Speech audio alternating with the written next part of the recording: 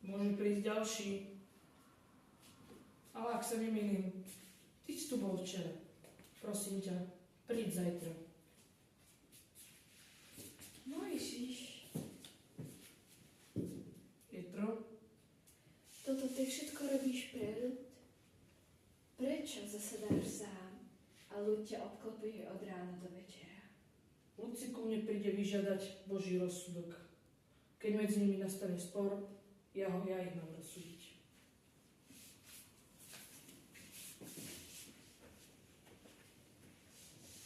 Ale to nie je dobré, že to všetko robíš sám. Ale ako to mám robiť? Je ich na mňa veľa. Dám ti radu a Pán bude s tebou. Počúvam? Zastupuj ľud pred Bohom. Prednášaj Bohu jeho záležitosti. Poučuj ich o ceste a o zákonoch a ved ich cestou, po ktorej majú kráčať. Ale veď takto aj robím. Modlím sa k Bohu. Učím ľud. Poradím ti.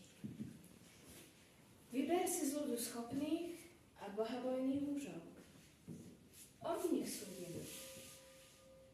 Vážnejšie prípady rozsúď ty a tie menej dôležité nech rozsúdia sami.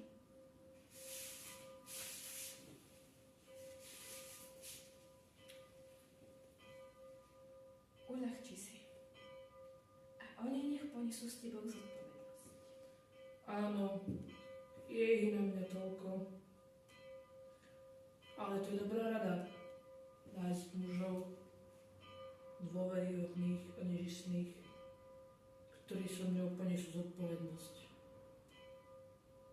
Ak to takto urobíš a ak ti to Boh dovolí, tak obstojíš. A tento ľud sa bude vracať domov spokojný. Áno, ďakujem ti. A robím tak, ako si mi povedal.